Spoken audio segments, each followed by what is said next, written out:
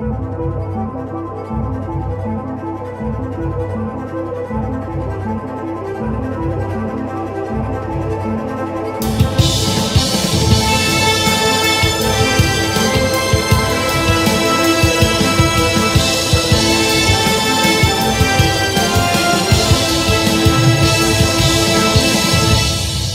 and gentlemen, boys and ghouls, to all of our non-binary friends, to everyone on the spectrum and in between, welcome to another episode of the Shudder Show, the show where we talk about the stuff that is on Shudder. My name is Ken Stacknick, and this is my co-host, David Marlowe.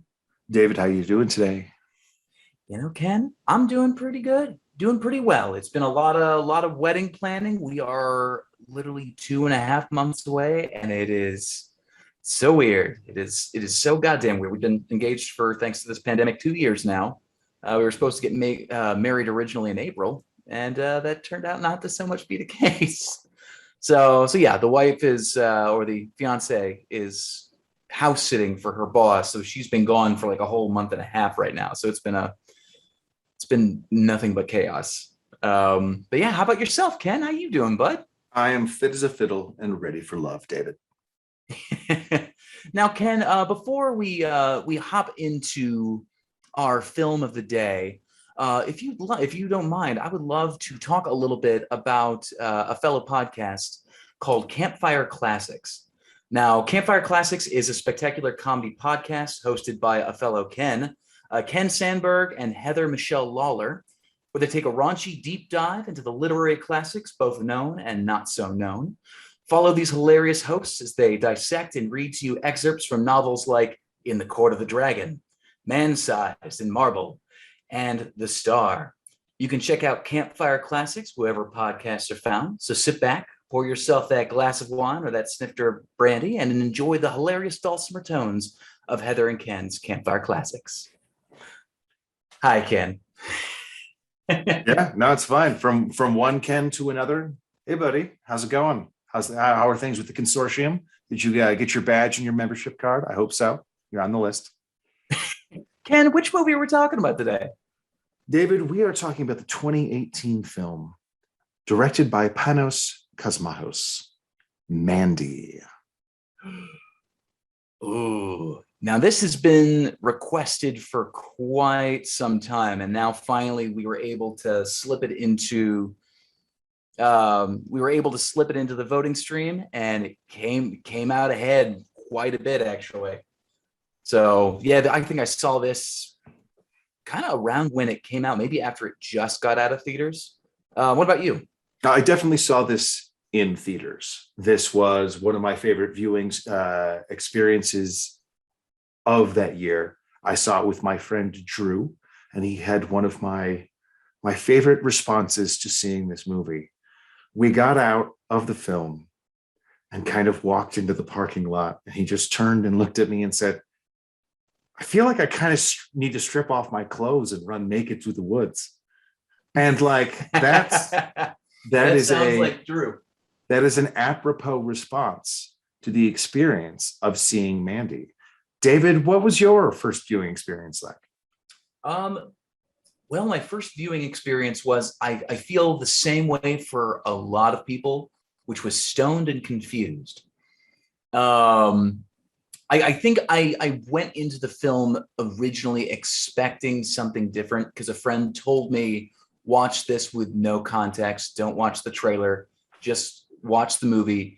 It is Nicolas Cage at his craziest, which I think is a very bad way to set someone up for this film. It's not him at his craziest. It might be him at the most Nicolas Cage. But yes, let us not forget that Nicolas Cage has an Oscar. Nicolas Cage can make the alphabet interesting. Nicolas Cage is not necessarily a bad performer. Whether he's a good actor and thespian, I think depends on the role and depends on the circumstances. However, one of my favorite descriptions of Nicolas Cage came from Nicolas Cage himself, actually. He described himself as the California Klaus Kinski. And if you know anything about Klaus Kinski, you will know how right Nicolas Cage is. And much like Klaus Kinski, like a subtle, nuanced performance is not why the man gets a check. He gets a check because he's going to give you something unique. And Mandy is unique. Yes, and Cosmatos, I even think said this is kind of what I'm looking for the main character Red, which he originally had Cage read for the villain. I can see that. Yeah. So he originally brought him because Nicolas Cage says that he has not Shia LaBeouf, he has Frodo. God damn it. Played Frodo. Elijah Wood. Thank you, Elijah Wood. Jesus fucking Christ. He has Elijah Wood to thank for being in this film because Elijah Wood is a huge horror fan. He loves all those weird, crazy movies, which is why he's in a bunch of weird, crazy movies. Well, and why he's a producer on this movie. Oh, that's right. Yes, and that's right. Elijah Wood is a producer on this film. But yeah, he was talking about how they were putting this film together, and they were interested in him for the role of, oh gosh, what's the character's name? Got to give you more clues than that. Jeremiah. No. It was the character Jeremiah, which was played by Linus Roach. And Linus Roach has Nicolas Cage to thank for this because Nick Cage said, actually, I would really like to play Red. And so they sort of were going back and forth on that. And Cage was able to eventually convince him I'm in the right headspace for this. And I think he had a broken leg at the time too. He got into an injury. He had gone through a bad divorce. He was in a really strange headspace. And so he saw this whole film as therapy to him. So what you see in Mandy is Nicolas Cage expressing just his core Cage, not going full Cage, but expressing his core Cage. I don't know. Watching this on the second run was much, much better than watching this on the first run. The first run, I didn't realize what a slow burn it was, and that all the crazy shit really wasn't going to happen until the second half. Which, don't get me wrong, crazy shit still happens in the first half. It's just different. It's as you said, it is a slow burn. There are two things that going into this movie, or I would say three things. If you are listening to this right now and you don't know if you're going to watch Mandy, before you watch Mandy, you should know three things. A, you should definitely watch the trailer to let you because this is not a movie that is easily spoiled. Even if you know what's going to happen, it's the way that it happens that kind of is the reason to watch it. So watching the trailer, I don't think gives anything away other than gives you a vibe and some teaser images that you can try to put together in your head, but will come together magnificently on the screen. Two, I think, go ahead. Hold on. Two, I think it should be illegal to watch this movie during the daytime. This is a movie that you need to watch at night. It just lights plays way better that way. And then three, what you need to know is it's going to take a minute, but that's because the second, not even half, second 2/3. Yeah. Actually split into three parts. The last third of the movie, because the middle third has some intense moments to it, but the cray, the crank two of it all, doesn't happen until the last third. And something I think that's important to keep in mind is something that I remember Mark Kermode saying, which is if you start a movie at a 10, you have nowhere to go. And that happens a lot with horror movies, where you have your opening stinger and sometimes it's the best thing in the movie. Or 30, 40 minutes into the movie, everyone's screaming at the top of their lungs, chainsaws are going, explosions are happening, and there's nowhere to go in the third act.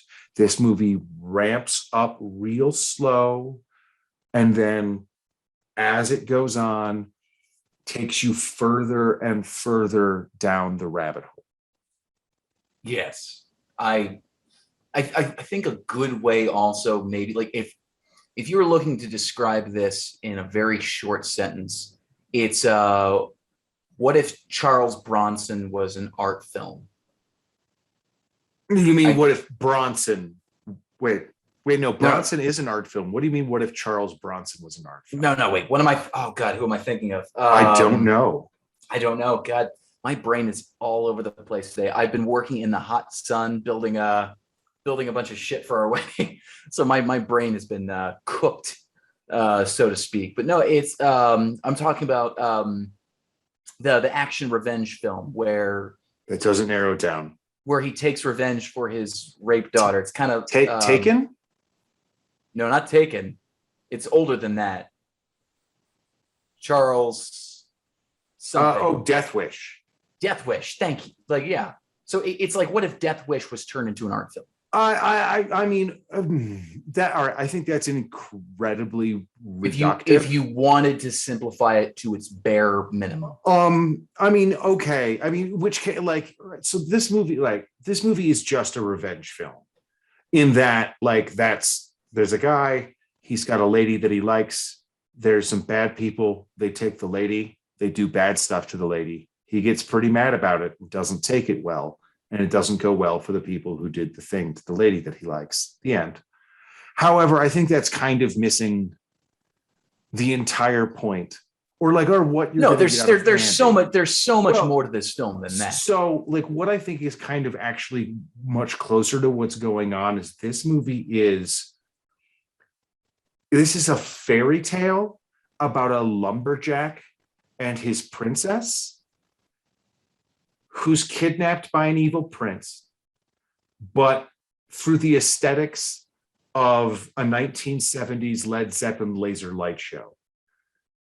In the same way also that even though, yes, it's at a planetarium and you are going inside, you cannot go to a laser light show during the day. It's just not as good. Weird. You just don't, it's just not appropriate. It's not what happens during the daytime. And this is kind of the same way. And it's got a lot of the same, this movie is hypnotic, hallucinogenic, haunting, and most importantly, has an element of holy fucking shit to it that I have not seen in a long time. There are images in here I will never forget. Of all of the movies that we have watched for this podcast, I have seen almost all of them before. And this one was the one that I did not have to work hard to remember at all. Every time something came up and I was like, yep, this is the blah, blah, blah part. And then that part happened.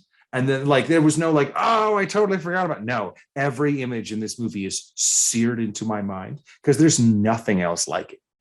There are elements of this movie that are similar to other things. There's elements of Excalibur that this movie shares. There are elements of heavy metal that this movie shares. There are elements I have seen people talking about, oh, well, it's like an 80s action film. And you're like, yeah, kinda. It has the style of 80s action, which even yes. And I will say, Cosmatos, he has just the perfect eye for that 80s look in terms of just the look of the film. Not even everyone's dressed for the 80s and it's 80s style. It's just no, he gets the vibe, the overall energy, the sound, the almost grainy look of everything. I don't think this is really a film meant to be viewed in high definition.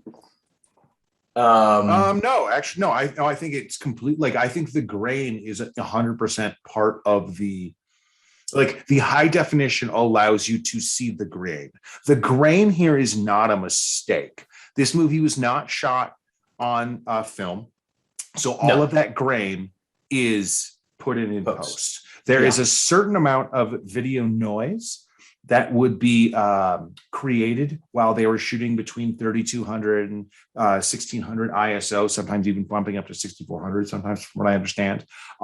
But all of that grain is there on purpose. That is part of the look. That is part of the hallucinogenic aspects to the image itself, mixed with the smoke, mixed with the reflections, mixed with the stacked filters, mixed with the refractions within those filters themselves. All of this is 100% on purpose. And almost all of this was achieved in camera, on set, old school. When I first saw this movie, I was fairly concerned that, sure that this movie had been color corrected within an inch of its life. And while, yes, it has color correction to it, a huge amount of the flares and colored lights and casts that happen in the film were done in film, in camera. They even put LED lights around the outside of the matte box itself so they could control the color of the lights that were not going onto the actors, that were not going onto the scene. Those lights were just shooting into the lens on the side, on the outside of the field of view to create those, what else could be called clouds of color. Yeah, just like it is one of those films where every shot is 100% on purpose and with and in painstaking detail. Like there is not a single frame in this film that exists just to fill space. Kind of like you were talking about, like with the van, just the shot of the van outside, and yeah, those little beams of light on either side of it. I happen to know, like, oh, that's, I mean, for an exterior shot, fuck, that looks great. That's amazing. Oh God, like it was just this. For one thing, I'm glad that this got picked, and I'm glad that you put it up there on the list, because I feel like I just watched this film originally with the wrong attitude. And I kind of watched it with that college dorm attitude. Literally okay, because my friend says like it's Nicolas Cage, it's the most Nicolas Cage, and you need to be stoned when you watch it. So I did those things. And just it lost me. And then, by the way, like one of my favorite movies is The Fountain. I love the artsy shit. I love it when the director is saying something. I love it when everything is thought out and there's thought put into the visuals and the way that they tell almost a separate story from the actual written words. I love stuff like that. And so watching this around the second time, I really got that hit that I think most people need going into this. And it's the idea that you have these two very damaged individuals who are literally the perfect match for each other, just trying to live out their damaged lives. And then they come across another damaged person that's the complete opposite. Well, it's more like that person comes across them. Yes. Like they are very much in their secluded cabin, doing their own thing, not bothering anybody. You kind of get the vibe that like there's something that haunts Nicolas Cage. There's a real retired knight lumberjack, who's now a lumberjack because he's like, I want to go out to the forest. I want to chop down some trees. He was Dexter in a previous life. Yeah, I mean, like something along those lines. But I mean, like, there's a real medieval fairy tale aspect to this, in that, like, the cult leader, even when we see him for the first time, he's like laying on this bed and he's almost talking to his vassals who are like his hand, and like the witch, like you have, and then they go and they call forth this great power. There's a real, like, a broken kingdom kind of a vibe to this. There's this is almost like Princess Bride on a bad LSD trip. Yes. It's the idea that the three main characters, like Red and Mandy and Jeremiah, they're all three of them are different forces of nature.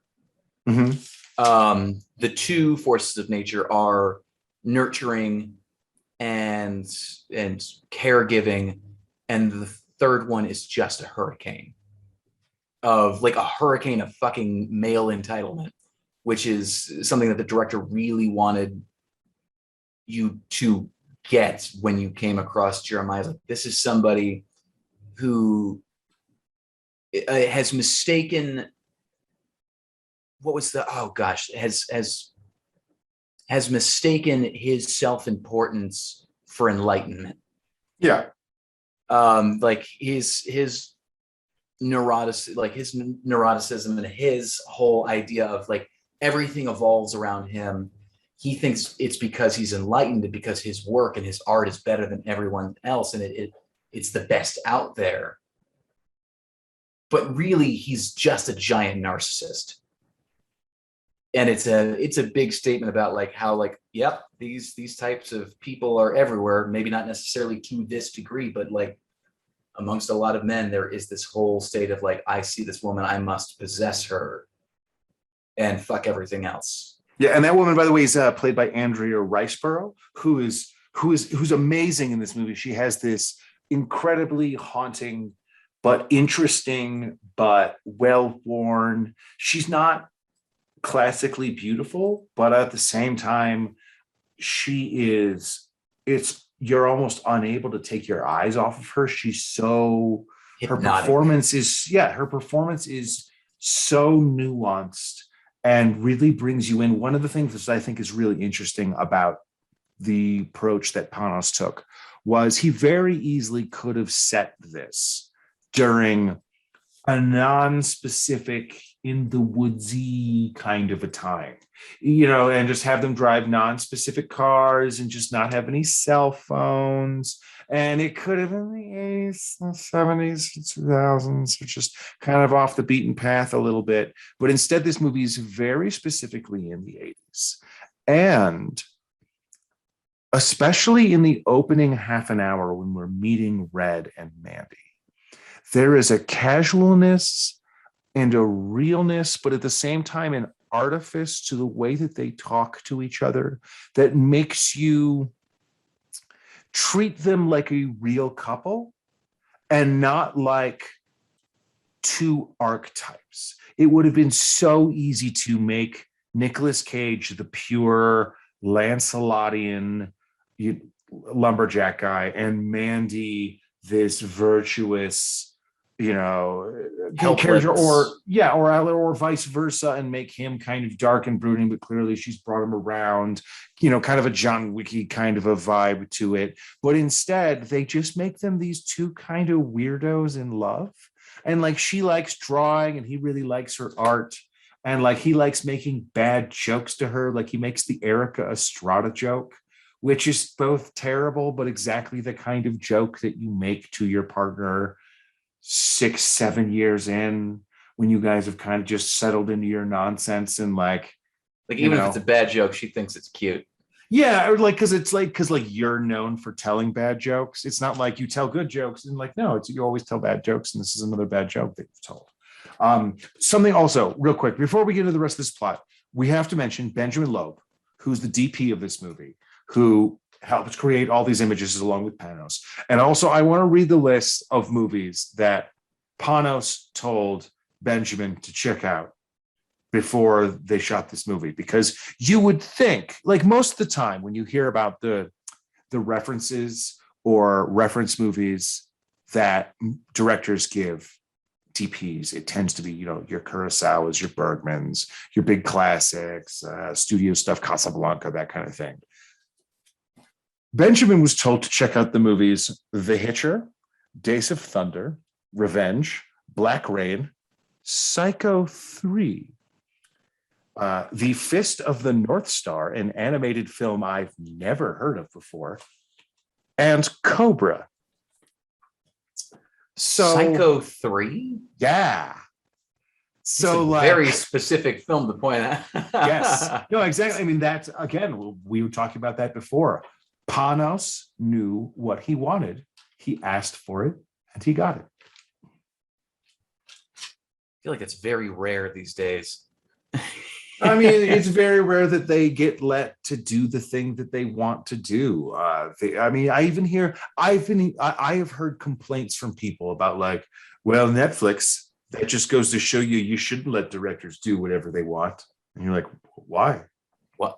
Like most movies are bad. Like, yeah, sure, yeah, you're gonna get some duds, but you get a better chance of like coming across the next fucking Spielberg. And like Martin Scorsese got to make The Irishman finally.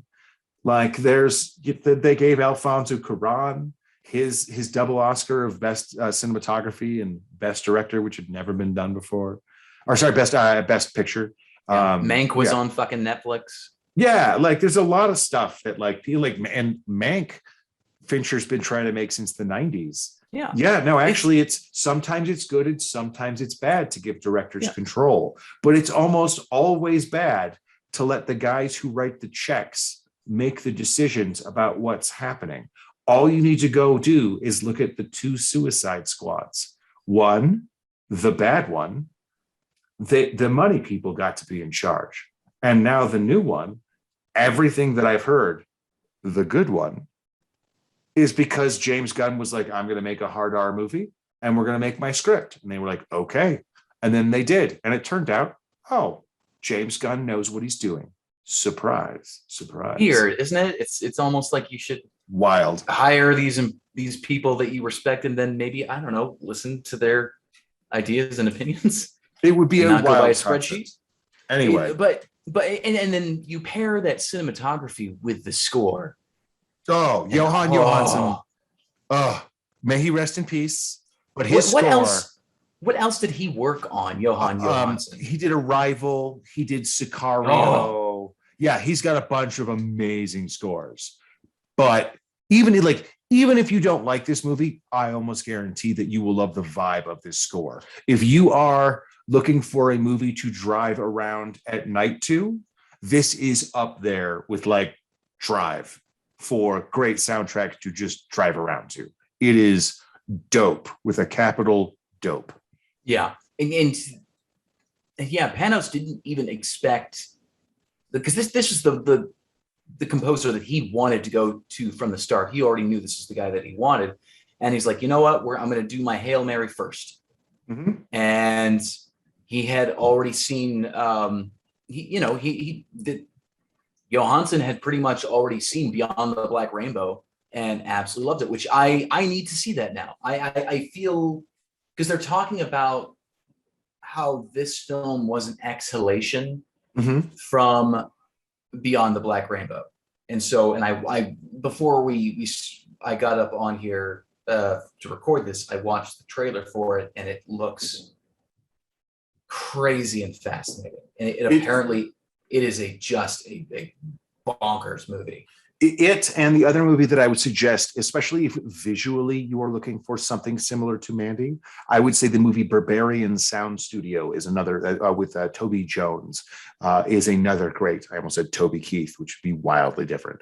But it is a similar a similar movie using incredible macros and color and close-ups and reflections and refractions and the ilk. But yes, no.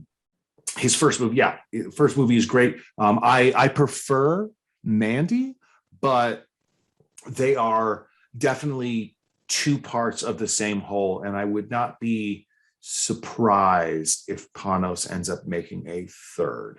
Directors have a tendency to make trilogies, and I would be kind of surprised if there was not a third part of this oeuvre for us to look forward to.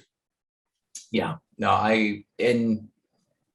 but wouldn't Color of Space also maybe be that, or is that a project he was doing separately? No, that's something he's doing separately. It's also done by that piece of shit who beat his wife, who did what's it called? Island of Dr. Monroe, Richard Stanley, who used to be kind of cool but now sucks. Wait. So Richard Stanley is the director who originally was directing The Island of Dr. Moreau, who went crazy and camped out in the woods. Yes. And then he finally got to do Color of Space as kind of his big comeback. And then it turned out he beat his wife or domestic partner of some sort. But yeah, no, he sucks. Yeah. I'm curious because the boy in that film is the son of a friend of mine that I know through a friend. And so I know we haven't done that film or talked about that film because I'd be curious to see if maybe she'd be interested in getting on and talking to us about the experience. At least sure. I'm going to rag on Richard Stanley, but yeah, no, we can do that. Oh yeah, no. And I think anybody who beats their wife should be ragged on, which is why, like, but he, once again, like, look up the documentary on what is it called for the making of Lost Souls. There's a documentary about the making of the island of Dr. Moreau, and it is in fucking insane, absolutely batshit. Like, I just kind of want to hear, like, cool, what was it like working with that guy in the modern day? What was it like working with him post Island of Dr. Moreau? Like, what was that shit? Let alone like having your child work under somebody like that. But yeah, anyway, that's a small like side tangent, but it's I have not had the chance to see The Color of Space, but it's one of those films that is on my list. If anything, just because it seemed like it had the essence of Mandy. So all of the trailers are very much kind of aping Mandy and very much writing on, hey, we also got Nicolas Cage. If you think that Mandy is slow, that movie will kill you. Color of Night, right? Color of Space. The Color of Space. Yeah, Color of Space will kill you. A huge amount of Color of Space is like crazy stuff happens, and then they cut to the Spielberg face as they're like, and we don't quite see what they're cutting away to. And like, don't be wrong, that's very much in keeping, because it's like, so Color of Space is based on an H.P. Lovecraft story, and that's all you should need to know about how much stuff happens. It's an H.P. Lovecraft story. Like, most of the time, very little happens. But that's not bad. It doesn't mean they're not scary, but it just means like there tends not to be a big fight at the end. So, okay, now, well, I want to say we should get into this movie a little bit plot-wise, to just kind of explain a little bit what's happening, and then give people just kind of some highlights at the very end of kind of like what to expect in the third act, and then let them get to enjoy that, because there's no explaining it. Like there's no. Like us reveling it will not get to explain to you how cool the chainsaw fight at the end of this movie is. Yeah. But just know that there's a chainsaw fight that we're building to. Oh yeah, which is definitely an homage to Texas Chainsaw 2. Oh, for sure. Oh, for certain. But like even then, like there were after watching a couple of interviews with Nick Cage and the director and several others like Linus, Roach and such. Like a big question was like how did the director describe this to you? Because when you really look at the dialogue by itself, it seems okay, it seems very basic, but like it's the context between the lines. This is very much a show don't tell kind of film. And so like it would be very tough really to describe this film to anybody, which is why I think the director mostly had a bunch of the cast members and like a lot of his crew and his cinematographer watch a bunch of these movies for reference. And then, like Nicolas Cage had already loved Beyond the Black Rainbow. And so he kind of had a general idea of what he was getting himself into. But like, this is a very difficult vibe to describe.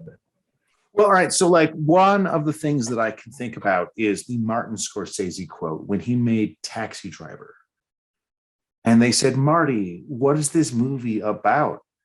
Why did you make this movie? And he said, well guys, if I could tell you that, I wouldn't have had to make the movie.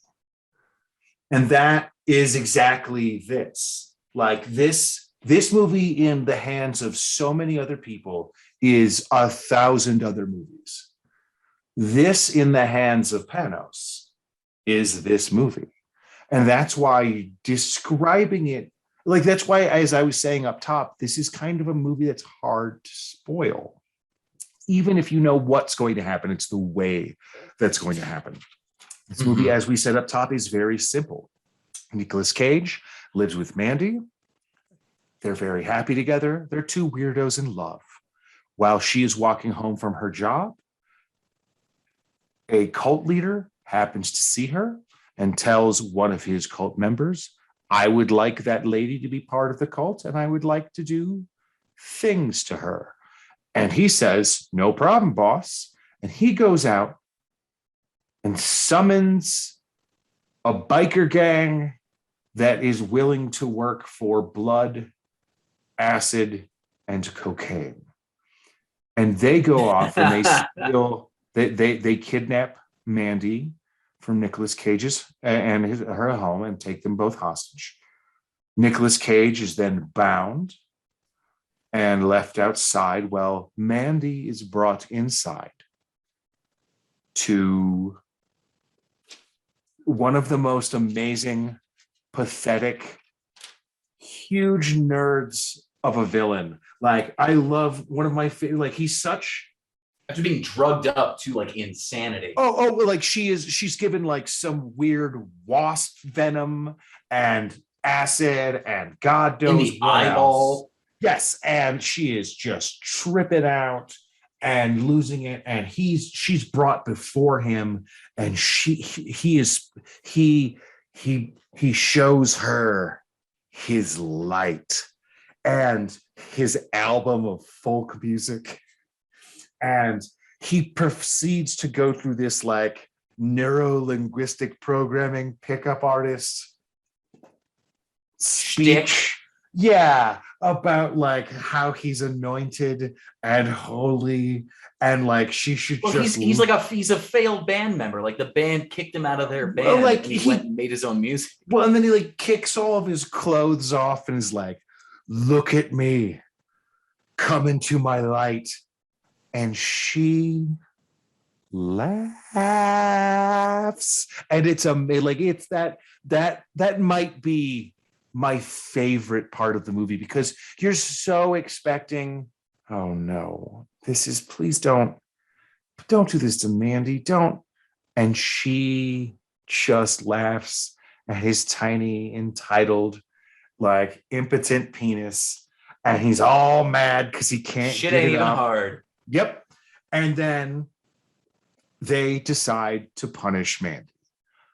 And Friday the 13th style, stick her in a sleeping bag and set it on fire. And Nicolas Cage does not take it well. But like it's like he doesn't look away. He doesn't like and that's it, there's so much in that. Just like they show their shots of like there's close-up shots of that bag burning and somebody wriggling inside of it. But really the big focus of that scene is completely on the close-up of Nicolas Cage watching the love of his life get burned alive. Oh, it's full on Nietzsche. Like, look into the void and the void looks into you. It like a beautiful yet disturbing scene. And I agree with you, by the way. Like, I love just the bring him before the god kind of scene where his followers are just sitting adoringly around him. Which, he makes one of them play Russian roulette just to prove her love, just to show her love for him to Nicolas Cage, which is again great wild scene.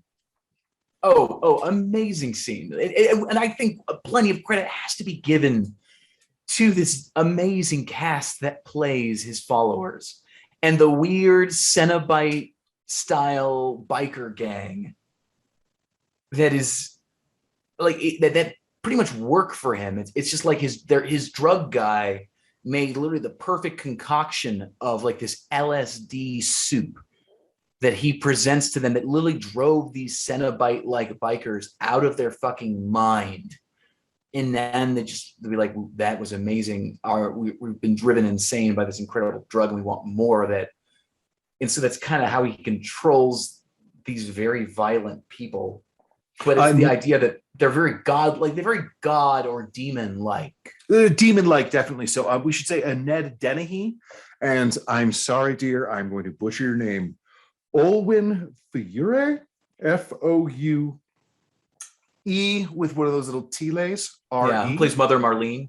Yes, that's that's like the hand and the witch, like the two right hands of Jeremiah, our evil prince character. I mean, like there's every time you see this, like every character in this movie has some sort of fairy tale Excalibur kind of equivalent. Even the biker gang are kind of like demons. You see them drink this LSD stuff, but it's from like a chalice. It's very much got that, they might as well have gone to some witches and said, boil, boil, toil, and trouble. Even the way that sister tracks down Mandy by just like going to her work and asking some questions.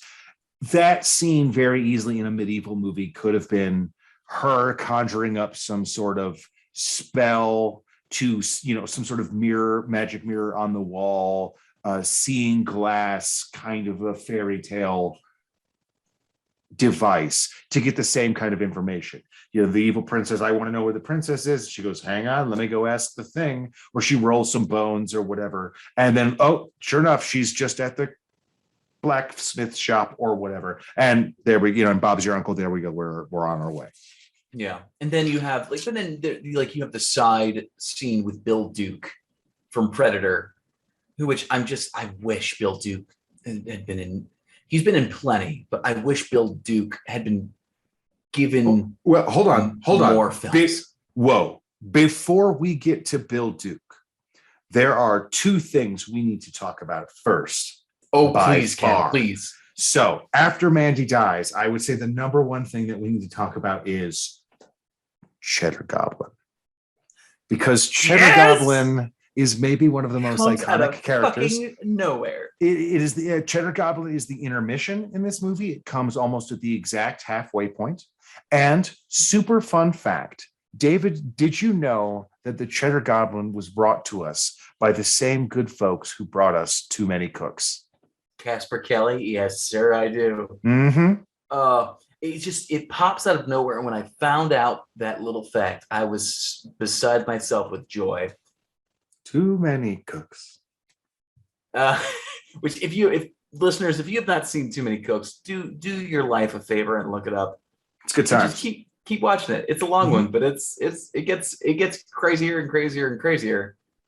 Okay, but yes. And now, second after Cheddar Goblin, which so for the uninitiated at home, Cheddar Goblin is a recreation of 1980s commercials that is somewhere between, like, he's kind of like the Ghoulies mixed with Kraft macaroni and cheese, but a little wet, a little weird. And it is fantastic. Yeah. But the second thing that happens before we get to Bill Duke is the scene in the bathroom, which is a scene only Nicolas Cage could do. This is I would argue it is scene in Vampire's Kiss. It is even more. He could. It's like the most, it's the most Cage. This is Nicolas Cage's magnum opus scene. I am so unbelievable. I rewound the scene twice because I had to see it again because it's all one shot. It's like nothing special about like camera work or anything, but it just goes into the bathroom after this traumatic event and you see everything from broken down sorrow to licking my wounds to drinking myself stupid to holy fuck, I'm going to kill some people in a manner of like 2 minutes. So all right, first off, I'm going to backtrack you just a minute. Please do. There is something special about the way that the camera moves.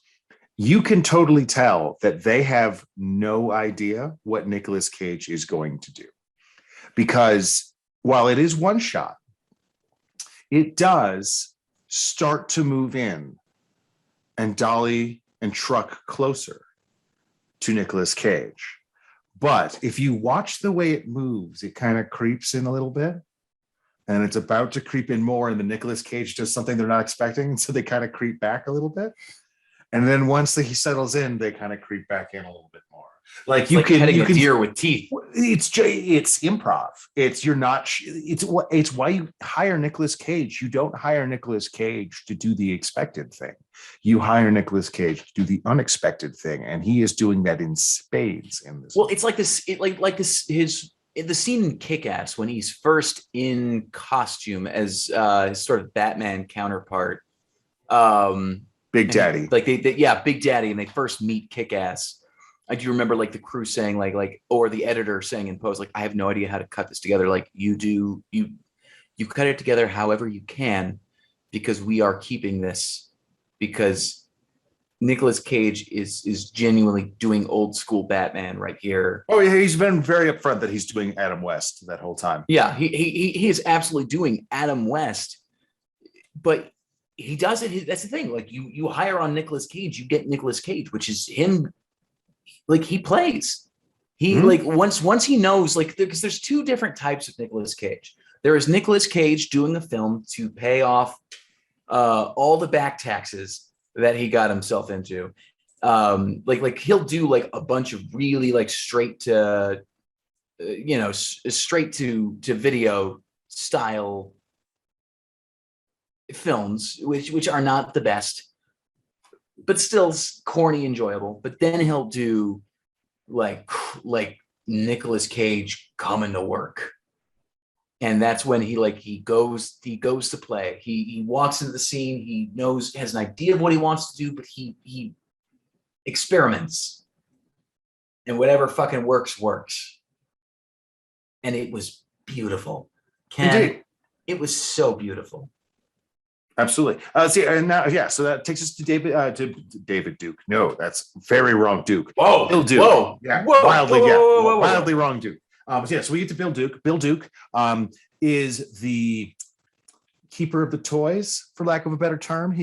Nicolas Cage, he kind of keeping in with the lumberjack theme, goes and gets his bow and arrow to fight the bad guys. And then after he leaves Bill Duke, he goes and makes himself one of the coolest axes in the history of axes. It's again one of those why you got to see Mandy, because there's just Ned Denny people with an axe. The best of that axe. Yeah, he does. Like beautiful moment, literally just like places it in his mouth, and just like the case of like Ned Dennehy playing Brother Swan, like, I will never give my lord up. He is the god of everything. And just no response to it. Literally just press that blade into his throat a little bit more. God damn, what a badass axe. So all right. So after they create the axe, that leaves us about an hour and 15 minutes into this movie, taking us into the last third. And that's when we finally get the title card for this movie. This movie might have the record for the longest time for a title card to show up, a full hour and 15 minutes in. And then after that title card shows up, they pull the limiter off this go-kart. They fill it full of nitrous. They shove a bunch of like bees in the pants of the guy who's going to ride it. And then they just like light a bunch of rockets and fire that guy off like into the apocalypse, because the rest of this movie is crazy. We are starting to run out of time, so let me give you guys a couple of just highlights of some of the stuff to expect. Give us some snippets, Ken. Give it to me, baby. There's a giant penis knife fight. There's throat slitting, neck snaps. Nicolas Cage does what is arguably the greatest line of cocaine that anyone has ever done. Ever. There's an axe fight. We have a whole amazing oracle scene with a chemist, and then there's a tiger for no particular reason. We get the deep throat kill of the Hands kind of Ned character. Denny. We get flying axes to the dome, and then we get the chainsaw fight. And that doesn't even finish the movie off. We still have to get to the temple. We still have to get to Mother Marlene and her final act. Stellar performance, by the way. Oh, it's fantastic. So it's like the all of these characters do such a good job of playing that line between being pathetic but still being able to exercise their power through taking advantage of certain things and drugs and such. Like it's people who have never had power before now feel like they have unlimited power, but still are very like when push comes to shove, they realize when that power's gone and they still don't want to die, and it becomes a very pathetic show. Oh, absolutely. I mean, the final scene with Jeremiah, I think, is a perfect example of that. I don't want to spoil what the turn is, but no, but it's a performance that's insane. He bellows a line that just lets you know how absolutely pathetic he is, and it's just, I think I remember literally like laughing out loud in the theater. Yeah, it's fantastic. Oh, and the greatest end to a villain too. Yes, no, I mean, yeah, no, a great end, very, very satisfying, very much as well. Because it is a fairy tale, and this is how it has to end. Yeah, and and then we get like a nice little coda with Mandy and Nick at the very, very, very, very, very, very, very end that I think does a great job of kind of end capping the weirdos in love meant for each other kind of message that brought us into this movie. That it's still like at the end of the beginning and end of this movie, it is a love story. It might be a love story between two kind of weirdos, but like two weirdos who are in love. The ending itself, I found the ending to be traumatically sad, because this is somebody who loved a woman who loved somebody so much that when they lost them, all they could do is lose it. Literally, no, like light their world on fire. Mm-hmm. And when what needed to be done was done, what's left is an LSD riddled brain, mm-hmm.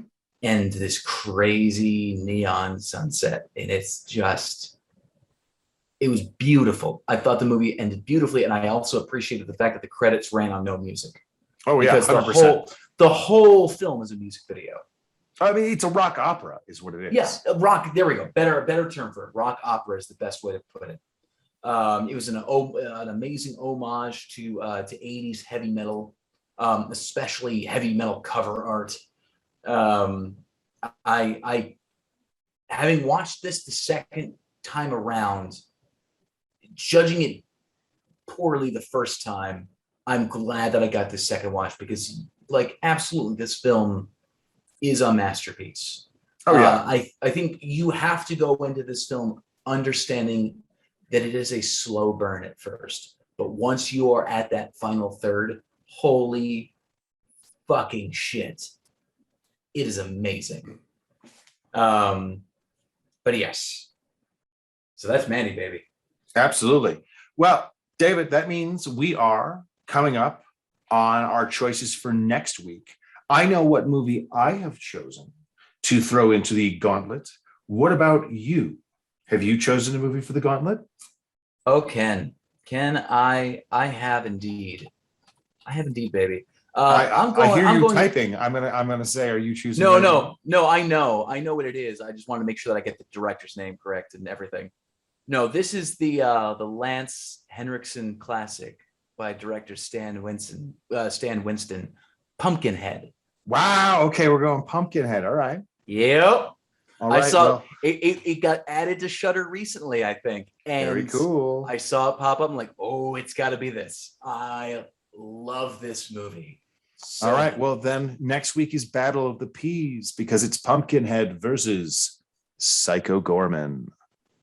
All righty, baby. All right. Great. David, do you have any plugs that you would like to make pluggable to our listening audience?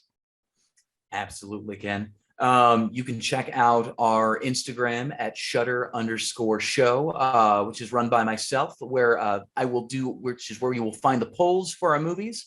Anything that we have coming up will be announced on there. You can also check me out at _DW Marlowe on Instagram, where you see me getting up to my regular musings. We're coming up to that wedding, so you guys ever want to see how the wedding went, feel free to check us out there eventually. Ken, what about yourself? Where can the people find you? Well, they can find me on Instagram and Twitter at Ken Stachnik, KenStachnik. They can check out my dog, the Shutter Show mascot, Freddy Potatoes, at Freddy Potatoes, both on Instagram and Twitter. You can check out the Shutter Show Twitter at Shutter Show.